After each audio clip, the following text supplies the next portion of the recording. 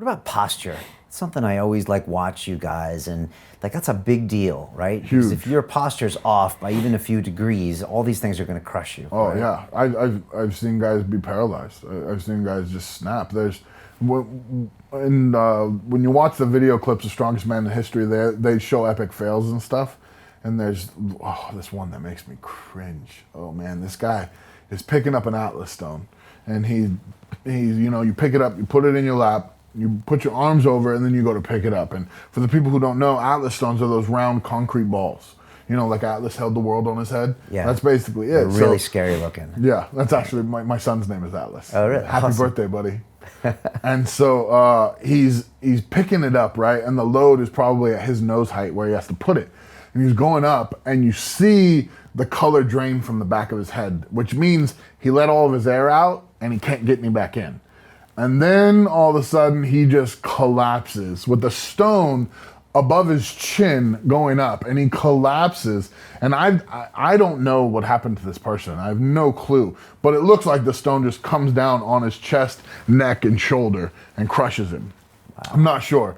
But I've seen a lot of that type of thing happen, and if you're not prepared, if you don't have diaphragm strength and you haven't done your due diligence before you go into competition, some bad stuff can happen, man. Okay, diaphragm strength. I think I saw some videos, maybe of Eddie or someone else training diaphragm strength, right? Where you put weights on your chest and you practice breathing. Right. Yep. I've been promoting that a lot, actually.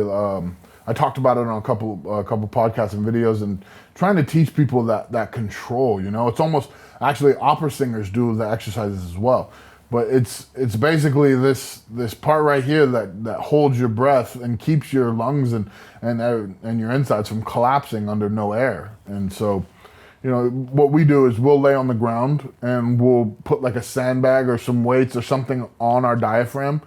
And you'll want to flex and push your stomach out and leave it out for 2 minutes. So you learn to breathe while still being out. Flexed. Okay. Which is really hard. Right now, I can do it because I'm so used to it. But anyone else, they'd be like, So I got to push out while you all breathe. Yeah, imagine if I was just pushing that button push in. that back out and breathe. Yeah. And learn to keep it flexed. Don't let your finger go anywhere. Okay. That way you don't lose that. Because if your finger goes in, your back's breaking. And on the exhale is where it's hard. Yeah. Because you want to go like that. Exactly. Okay, but if you let that in, your back's going to break because your posture's going to get all whacked. Exactly.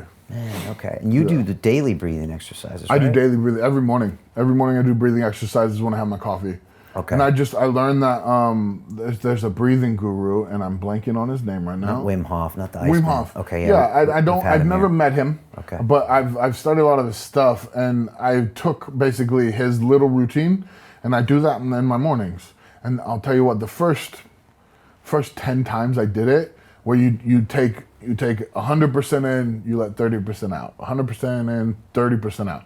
And then after you do 10 breaths, you let it all out, and you just count to 10. Then you breathe in as deep as you can, and you hold it as long as possible. And then you let it out. And when I would do that, the first 10, 15 times, my heart just would go boom, boom, boom, boom, boom. And I was like, oh crap, there's something wrong. But actually, no, it's just your body's not used to having all of that oxygen through it. Yeah. And I'm telling you, man, that's better than coffee. That wakes you up in the morning. No, I agree. Do you hyperoxygenate yourself before certain lifts? Most definitely. Okay. Especially if we have we'll do things where we'll do the log press for 60 seconds, as many as you can. And with that sitting on your diaphragm the whole time, you're never really getting breath. Okay. You just, that's about as much breath as you're gonna get. Wow. So when you do those things beforehand, I'll stand there, and you'll always, if the camera catches me, you'll see me doing this. And it'll look like I'm falling asleep, but I'm actually trying to get as much in as I can. Okay, and you do it that kind of calmly. It's not like... I do that on other times, before, and I might be wrong. I'm not a guru of breathing, I just know what's been working for me, and I'm also adapting as I go.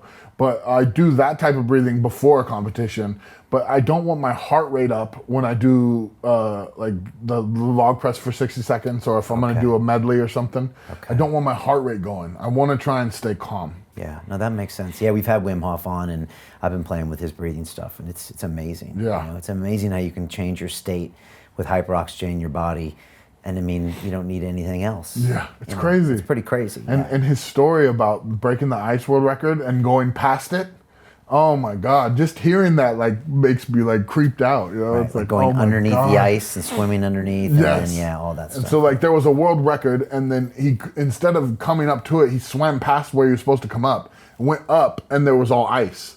So he's held his breath past the world record and can't come up for air, and had to break through ice at some point.